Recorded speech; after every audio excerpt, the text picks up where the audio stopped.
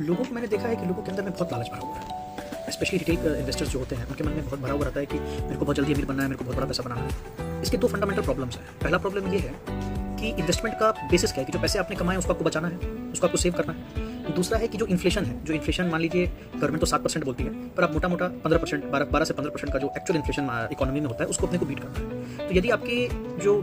पैसे हैं, जो भी आपका वैल्यू है जो एसेट का, अगर वो 12 से 15% आपका साल में बढ़ रहा है तो इनफ हो गया। अब यहाँ से होता है कि वेल्थ क्रिएशन। इसके बाद अगर कोई एसेट आपका आउट परफॉर्म कर रहा है तो बहुत बड़ा वो वेल्थ बना के निकल जाएगा। अब लोगों को क्या है कि अगर लोगों को दे दिया जाए कि ये रहा स्टॉक मार्केट, ये रही स्टॉक मार्केट की कुछ किताबें,